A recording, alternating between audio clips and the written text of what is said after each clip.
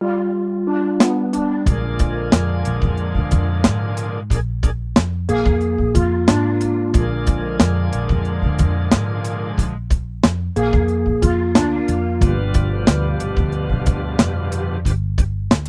everybody to Pastor and the Recovering Heretic, our live Q&A show after service. I know we're a little bit later today. I preached long. Sorry. Welcome. So I'm Pastor Dave. I hope you all enjoyed Pastor Cheryl last week. We did. Yeah, and I'm kind of excited because we actually have several questions that came in before the Q&A session started. Awesome. And one of them from Steve was actually along the lines of something I was thinking of beforehand as well. So I think Steve is a kindred spirit to your recovering heretic pal here. All right, let's go then. And it goes with the first reading, with Numbers. Yeah. And Steve was asking, was the complaint about the lack of vegetables and fish a passive-aggressive way to tell Moses that they wanted to stop wandering, that was the real issue? Oh, I hadn't heard the question that way. It certainly could be. It certainly could be read that way. It is a direct challenge to his leadership in general. To Moses' leadership. Yeah, okay. It's saying, it's both saying, why did you lead us out of Egypt? Why have you led us this way? It's not just the food's bad, but it is a direct, you put us in this place where all we have is manna. Yeah. So they were basically saying, even slavery was better than what you're putting us through. Let's go back.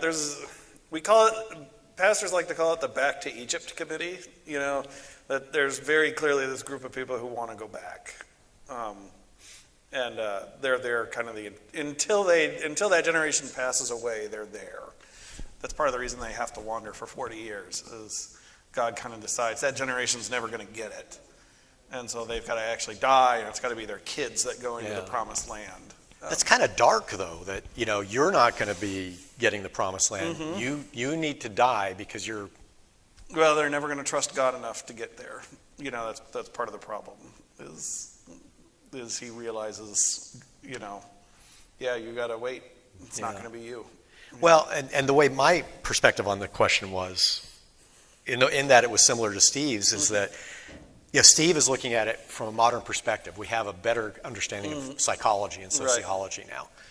And in that same vein, I had been wondering when I read it, we now know that the human brain requires change to be healthy. Right. And, they're doing the same old for 40 years, living out of tents, eating manna. Yeah. It is boring. And so I can see that passive-aggressive response. Right. But I'm wondering if this is also, with the primitive mind not knowing it, if this was also a reaction to that sameness, that monotony. Yep. And their brains were saying, we need change. We need something to be different now. Yep. I mean, probably, that's probably all figured into their response, and God's purpose in the book of Numbers is, I want you to, as a people, be trained to fight that response. Like, I know that's natural. Stop being natural. Start being my holy people. And that's what this kind of 40-year journey is. Yeah. And so the rest of the book of Numbers is a series of stories. None of them are all that great. They're not great moments in Israel's history here. They're fairly embarrassed about them, actually, most of the time. And it's kind of this transition from that first generation that came out of Egypt to their next generation, So I just hear Star Trek in that. Yeah, no, that is part of it, right? Yeah, I think Israel, the next generation. Right, Israel, the next. Well, right, because what will happen is, kind of in the midst of the book, that first generation will get to the promised land, and they'll actually be too afraid.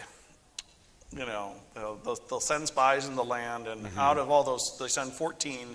2 of them are faithful, and 2 say, we can do this with God's help, and that's Joshua, and that's another character. And so Joshua and another character say, we can do this with God's help. All the other spies say, they're giants, they're huge, they can never be defeated, they'll overwhelm us and we'll all die. Yeah. the people's filled with giants, you know, and that's when God says, okay, you're wandering for the next 40 years, you know, because this generation is too afraid to do it. Except for Joshua. Joshua makes it because Joshua was faithful. And is that why Joshua ends up taking over? Yes. Okay. And on top of, you saw it in the reading today, he's already kind of his right-hand man. Yeah. You know, he's much younger than Moses, but he's one of Moses's. Okay. He also goes halfway up Sinai with Moses. Like, he's kind of halfway up the mountain, and Moses is full way up the mountain. Yeah. And so. Because Moses can take the radiation, and Joshua can't. Joshua's not, right. He's not got the high enough holiness score to do it yet. Yeah. Steve has another question that relates to the New Testament reading, and I'll get to that. But a couple other questions. One from Renee has posted one, and then one that I'd been thinking of, and that gets into the whole question of the Spirit. Yeah. The one I was thinking of was, it really stood out to me that this reading again makes it seem like the Old Testament God is limited in power, is basically just a supercharged human. In that, Moses has the Spirit, but to get these other people on board and prophesying and all that stuff, God doesn't just imbue them with the Spirit because he takes Moses and gives them a share of Moses' Spirit, as if there is only so much of it to go around, that God doesn't have an infinite supply. Theologically, is that what's going on? Is that they still weren't conceiving of God as all-powerful, or is this a whole different God? Or no, well, it's not a whole different God. I guess I would say, so there's a point the story's trying to make about leadership, which is not that God's Spirit is limited, but that God's sharing the leadership duties. It's not just Moses doing the leadership duties now. It's these 70 elders. So whatever power Moses is given is distributed now to these 70 plus Eldad and Medad and all those people. Yeah. So there's a theological point more about leadership is distributed. Now the Israelites probably did not at this point think about God as the way we think about God as all powerful. That's a Greek conception, and it more comes in when Israel has contact with the Greek world. You know, they get there eventually, but that's a Greek position. That's a Greek philosophy position. God is omnipowerful. You know. Yeah. Although that seems interesting, just from the standpoint that the Greeks had a pantheon. So how did they also... So it's a Greek philosophical concept, not a religious concept. So it's more Socrates, Plato... So if you read Greek philosophers, they're really down on their pantheon. The Greek philosophers hate their own pantheon. They think it's nonsense. And part of the reason they think it's nonsense is because they believe in this all-powerful oneness motivating force that we would call God, you know. And so they have all these categories as opposed to their own religious tradition, you know. So this is Socrates and Plato and Aristotle, and all of them. They have this position, this definition of this all-powerful thing, you know. And then those categories when Israel gets conquered by the Greeks, those categories get turned onto the Hebrew God, you know. It's kind of where we end up by the time of the New Testament. Yeah. So if God seems more limited or more anthropomorphic, it's because it's just especially the oldest parts of the Old Testament, it's just kind of how they think. Yeah. By the time you get to category like the later prophets, they're starting to transition that way, but they kind of think of God as, well, he walks in the garden, you know. You can't find Adam and Eve. They're able to hide from him. Right. You can hide from him, you know. Right. So now that's not to say God is the strongest one. They are very clear about that, right? You know, and so that's what the whole Exodus story is about. It's not that there's anything stronger than God, because there's not. And that seemed to be a lot of the point. Like when Moses is dueling with Pharaoh, it's not that your gods aren't real. It's that our God is more powerful than your gods. And literally, your gods are in rebellion to. The Israelites thought of their God as the king God, right? He presides over the heavenly court as king of the gods. And so by doing what Egypt doing, they kind of thought of it as their gods are in rebellion against the God king. Against the true king. So this is like Game of Thrones, God edition. Like the true king is coming, to inflict his wrath upon rebellious vassal gods. Yeah. How dare you oppress my people? And by being in rebellion, they're actually upsetting all of creation. Hence the plagues. It's got this. You're actually unordering all of creation by being in rebellion to the true God. It's got this very almost magic realism kind of thing to it going on.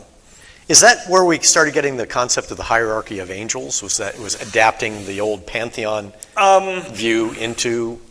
That's more again from philosophy. Okay. It's more about Thomas Aquinas trying to fit heaven into Aristotle's philosophy. So that's where it is. But the Bible, I had a friend once say, the natural world is so varied and different. There's not just like two things. There's millions of things in the natural world. And then he says, why would we think the spiritual realm is any different? Why would we think there's only God and angels and souls? Like, why are there only three things? And he goes, maybe they're not known to us, they're not told, but like, why would we think that there's not this abundance of variety and beauty and difference in the spiritual? If God created both, which he did, then why is there not both? And why aren't there just endless series of variations in heaven? And I've always liked that image. I've got no biblical proof for any of that, but the logic makes sense to me. Well, it makes sense, and for someone like me, it would keep me from getting bored. Right, exactly. The spiritual realm is just filled with things, and why isn't it like that? Yeah. So. Well, speaking of boredom, Renee has a question. Not that her question is boring. I'll get in trouble if that comes across. But it's just more secular. Yeah. What kind of place did manna have in society at that time? Was it something they had every day or occasionally? Or was it something that was brand new to the Exodus? It hadn't been encountered until then. We're not sure what it is. If you go out into the Sinai Desert to this day, there's a plant that grows in the desert there that produces a white, flaky, sugary substance. That if you gather it at the right time, if you gather it in early morning, it can be actually formed into a flatbread cake kind of thing. Bedouin tribes frequently actually eat this stuff, and so there is a natural substance that resembles close to what the Bible describes manna as, that it's the Bible says, okay, this substance disappears quickly. It's there in the morning, but it goes away. This flaky, sugary substance will do that. It will disappear very quickly if you just let it sit. It says it goes bad quickly, right? Well, it's pure sugar, turned into bread cake, basically. So, again, sugary substances will go bad quickly. They'll breed bugs fast, right? It comes in the morning. Again, same time, God says, go out and gather, at this point. And so, in a certain regard, what manna, it could be that it's this very real substance that occurs frequently and, still occurs today. So that's kind of its place today, if that's what it is. The Israelites said what the scripture says is they kept a jar of it in the Ark of the Covenant. In the Ark of the Covenant were Moses and Aaron's staff, the original tablets of the Ten Commandments, and a jar of manna. And that was actually what was in the ark. That's interesting. Yeah. I totally missed that in the Bible. Right.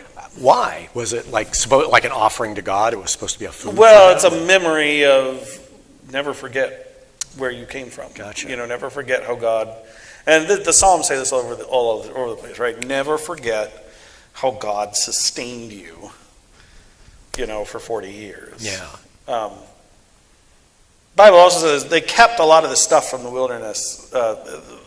And so, like, the pole, right, that had the snake on it, when the snakes come in and bite everybody and give them poison, and Moses raises up a snake on a pole to set the center of the camp, and anybody who looks on it will be healed. Yeah. Until the first temple's destroyed, that's evidently in the temple. And it's actually worshipped as like a secondary god. Oh, wow. Yeah, they actually have that pole still, and it sits in the temple, basically. So, and then one of the kings initiates a religious reform movement and destroys it because it's worshiping something other than God.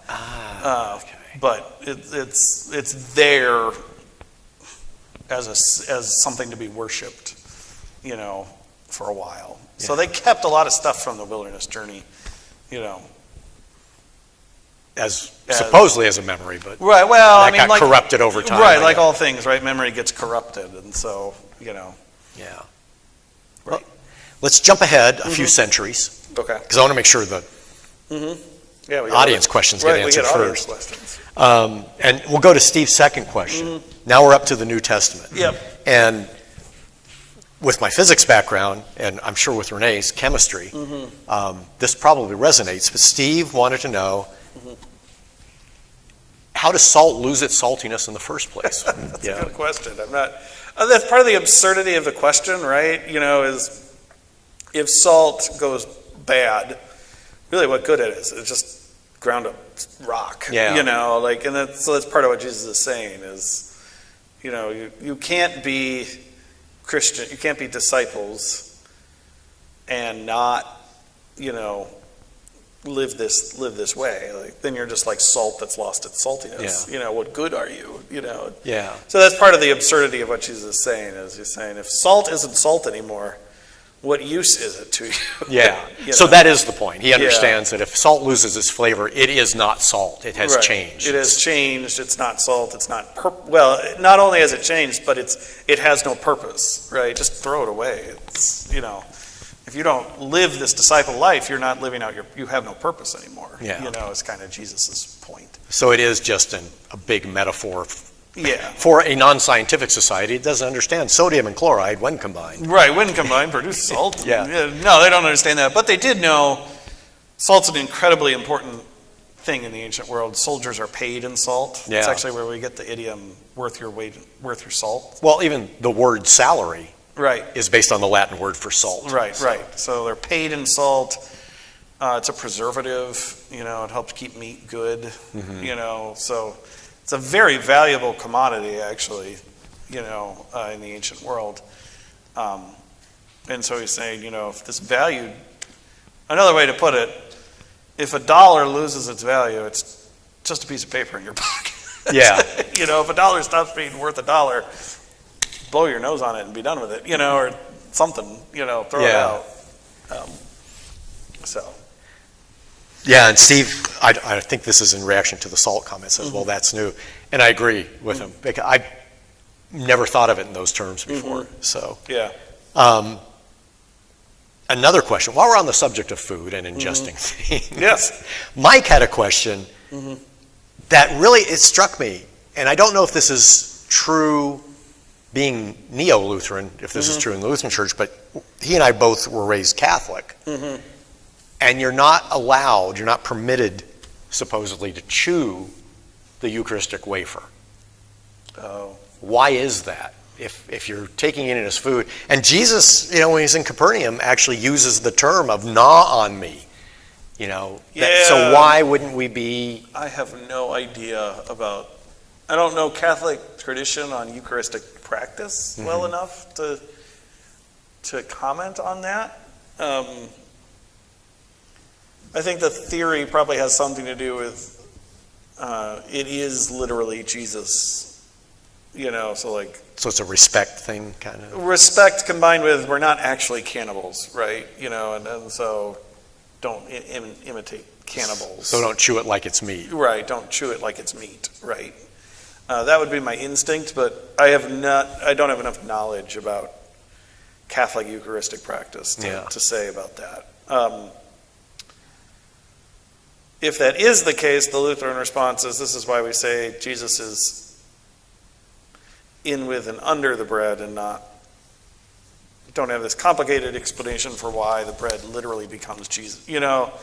Jesus is literally present for both of us, but they have this complicated explanation for why the bread literally is Jesus. Yeah. That's where you kind of lose most of us Lutherans, is you get into all sorts of questions on, like, how do you gnaw? And Luther would be like, just avoid all that. Jesus is literally present in, with, and under the bread. Yeah. I don't know how to explain that to you. Stop trying to explain it. Well, in some ways, I have to admit, I kind of like Luther's response, even though I am that type of person that I want answers for everything. Right. And that's why I resonate with Steve, because I'm like him. I'm questioning everything all the time. Right. You're like, and it does come across, especially when you see that kind of stuff going on, trying to explain it all, that then it contradicts something else in the Bible. right. So Right. like the Eucharist, right? Jesus is saying, no, gnaw on me. Right. And then my priest is telling me, no, don't gnaw on him. Right. It's like, what are you? Right. So Luther's point is, trust Jesus' promise. Jesus promises that it is him. And where he is, there is forgiveness of sins. That's all you need to know. Trust that promise. How, why, we don't get, I'm sure in heaven we'll get a nifty, handy handbook that explains, here's the metaphysics of how the Eucharist worked. I would like that handbook now, please. I know, right? On that note, somewhat lighter note, I do appreciate you having theology on tap. Okay. And when I was trying to find an image for the slide to go with the announcement on that, I found Luther beer in Germany. Yes. And they have Luther's great quote God. on beer. Right. Luther, God invented beer because he wanted men to be happy. Yeah. But that gets me to another one of those seeming contradictions, right? So here's Luther talking about that. In John, Jesus' first miracle is turning water into wine. Why do we get this? Some people feel that it is unfaithful to drink alcohol. Yeah. That comes from two places. One, the Bible speaks with a multitude of voices on alcohol. So just being honest with everybody, the Bible is many different voices, and sometimes those voices don't always agree. And so some places Paul says, don't be a drunkard. Period. There's no good that comes from it. And in other places, right, Jesus' first miracle was super abundance of very potent wine. Yeah. Everybody at the wedding is saying, well, this is great stuff. Right, and what they mean is it gets you drunk really fast. Yeah. And so the Bible speaks with a multitude of voices. And out of those multitude of voices, people highlight different certain things. And then you have in this country where up until Prohibition, this country actually had a real problem with alcohol. The average person actually drank a gallon and a half a day. A day? Yeah, like a lot of alcohol. How did their livers survive? They didn't. That's why liver disease was a problem. It's hard to explain how much alcohol was prevalent in American society up until Prohibition. And so out of that comes this movements in the 1800s, these church movements like the Methodists and things like that were trying to respond to a very real social ill, which is men particularly were drunk a lot, and out of that came this very real social movement of temperance, and they highlighted those scripture verses, and those denominations are often born out of those, movements, and so to this day we still have this debate over alcohol because some of these denominations were born out of this movement to restrain this real social problem we had in this country, which is how much alcohol we were consuming, We call Prohibition a failure, but in certain ways it didn't fail. We don't drink nearly that much alcohol even to today. Yeah. And so it caused, Prohibition was bad, don't get me wrong, but it did actually break a cycle of drinking, in this country. Yeah. So, Wow. And then there are other traditions like ours, which have never been very. There's this great line, I've said this before, but this great line in the Ken Burns documentary on Prohibition. I would watch it, and it goes, most Christian denominations were very supportive of Prohibition, except for the Lutherans, who were quite mad when it was passed. It's like, we were never on this train. And so it is something to think about, and I do pause about it with Theology on Tap. I like Theology on Tap. I encourage it. I want you all to come. We should be conscious of people have alcohol problems. They just do. We should be conscious of we're not called to be drunkards. We should be conscious of that, and we shouldn't, we shouldn't try and make every church event an alcohol event. All these things we need to be clear about, and careful of, because alcohol is a real problem in people's lives. And by doing this ministry, I am conscious of the fact that some people aren't coming because, they're alcoholics. Like, it's just a part of the thing. We need to be aware of that. Yeah. And so we live in a complicated world. Speaking of complicated, Uh-huh. I'm not really sure how to proceed because I can't get to all the questions I had in advance because we're just about running out of time already. So thank you, Steve and Renee and Mike. Yeah. Thank you for all your questions. For excellent stuff. And I want to be sure, before I cut off, Karen, Renee, Kathy, anyone here have any other questions? Nothing? No. Boy, I would have thought, if nothing else, the sidetrack on alcohol would have... Hey, come to Theology on Tap. Well, I'll leave it at one last thing then. And that was, there's a line in this will be the big theological question since we haven't really had that today.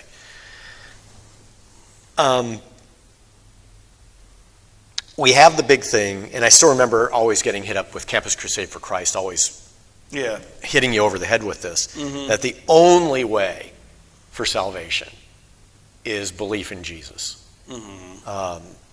There's no other way. Outside of that, you just... Right. But in today's reading, Jesus says, whoever gives you a cup of water to drink because you bear the name of Christ will by no means lose the reward. And to reading that off on the surface level, it sounds like what he's saying is nice people get in too. Because he's not saying the person who's nice to you has to also believe. Yeah. So, I can see the right. This is our big theological question. You're right. The gears are. So is Jesus saying that if you're a Gandhi, if you're a good person, you're a nice person, that's you got salvation. So I'm a former Calvinist, and Calvinists believe, and this is something I kept, in what's called total depravity, which basically means there are no nice people. Not even Gandhi was a nice person. The point is... I object to that, but I know. Well, the point of the doctrine actually is, what they're trying to say, is that there's no action you do free from sin, even at your best. And that's true. Luther says the good things that you do don't actually profit you anything if you're trying to earn your way. They don't actually, in fact, they do you harm, actually, if that's what you're trying to do, says Luther. And so, in a certain sense, Campus Crusade is right in that there is no salvation outside of Jesus Christ. You can't be nice enough to get into heaven. It's just not technically possible, because frequently our good deeds are done for our own service, for our own good, for us, and then they're no longer good deeds. So the example I always use is whenever you give that $1 to the guy who's asking for money outside the Blue Jackets game, what goes on in all our heads right after we do that is, okay, did my good deed for the day. And as soon as you think that, it is no longer a good deed.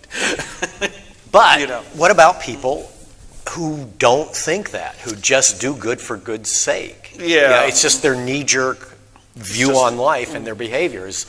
You just help other people, and that's it, regardless of what it benefits you. So this is where original sin comes in. Even in that, they are bound by sin, And so, however, Campus Crusade, this is where it's a little bigger than you think, and so I guess I would say, given all that,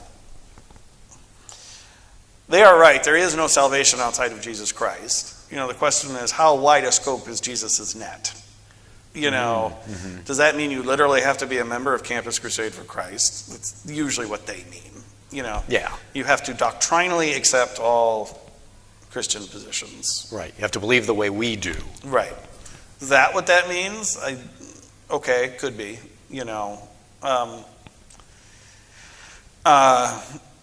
Could it be that there's other people in Christian history who have said that what that means is everybody will be saved in Jesus. Period. Because he died on the cross. Because he died on the cross. Saved everybody. That saved everybody. Yeah. Again, same words, exact same words, but there are some people who have said that. I tend to exist in the middle, and kind of think salvation will be larger than we can kind of imagine. Doesn't mean everybody's getting in, but Jesus does say elsewhere in the Gospels, I have sheep in other sheep, in other flocks, right? That the scope of Jesus' salvation, it is Jesus's, it's not ours. It doesn't belong to the church. It belongs to Jesus. Now we worship, and we belong to Jesus as the church. So that's good. But what the scope is of Christ's salvation is up for debate, we won't know till the end. Yeah. I have friends who are very committed and this is clear, there's a difference between a universalist and a universal salvation believer. A universalist believes it doesn't matter. All paths get you to heaven. I'm not a universalist. That's wrong. Okay. There's one path that gets you to heaven, that's Jesus. I do have friends who believe in universal salvation, that Jesus' salvation is universal. It's for everybody. And I have people who are much more closed off than that, the Campus Crusade types, and I kind of exist somewhere in the middle. Yeah. So, no, you can't be nice enough to get into heaven. Because it's not about being nice, right? It's about trusting in God's work, But Jesus is making a point here that, and notice in that reading John's objection, he's not following us. Yes. He doesn't say you, he says us, right? That's a little presumptuous of John there, and that's the mistake I think Campus Crusade makes, in that way of thinking is, this guy's doing God's work in Jesus' name, nonetheless. He's casting out demons in Jesus' name, and it's working. Why bother him? Why? Clearly God's doing something there already. Why bother him? And that's Jesus' point, is why bother the person who's going to help you, with a cold cup of water, Yeah. Why bother that person? C.S. Lewis has a good line where he says, whatever your true faith is in, true faith can only be directed at Jesus. That's kind of his way of solving the problem, is truly trusting can only be directed at God. Even if you say it's something else, that you can only truly trust by the power of God. And so whatever your name for it is, it ends up being Jesus in the end anyway, behind the mask. Kind of how I think about it. True faith manifests itself, and people may call it different things, but whatever it is, it can only be directed at Jesus. Yeah. It kind of reminds me of the Quran. There's a line in the Quran that basically says that God reveals himself to different cultures in different ways. Right. And that, Islam is for these people. Right. Christianity is for these people, Right. blah, blah, blah. And I always thought that was an insightful line in the Quran. It is insightful. And my modification to it would be, I would say those paths only are right because Jesus. Because like Jesus is the way, the truth, and the life. But you may think you're on a different highway when you're really not. Yeah.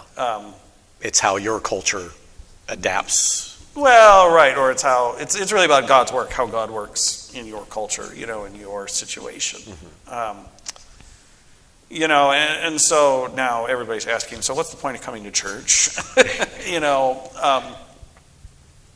Church is the only place I have a guarantee. That's how I would put it. I can't actually guarantee you Islam's the right highway. I can guarantee you that the church is. And so it's about where can I be confident of God's promises? I can be confident of God's promises here.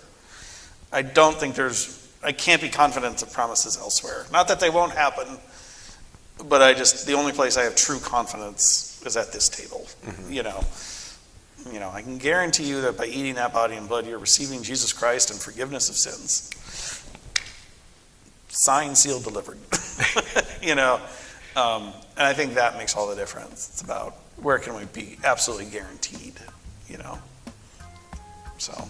And that's a heavy note to end on. Yes. But we have to stop here. Yep. For time consideration. But I know we'll be circling back to this again. We will.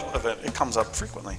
Yes. So. It does. And I still want to get to the point where we can have an imam, a rabbi, come in and we can explore it even deeper. Right. Give us their take on it. Yeah. Absolutely. So that's cool. And don't forget, we've got that running bet thing that if we can get up to the point where we consistently have at least 10 people while it's live, that we're going to coerce Brennan into being our live house band. Oh, there we go. Right. So stick around. We can coerce Brennan. And thanks, everybody. Thanks especially to Steve, Renee, and Mike getting us off to a really good start. And we'll see you next week. Blessed week, everybody. Bye. Bye.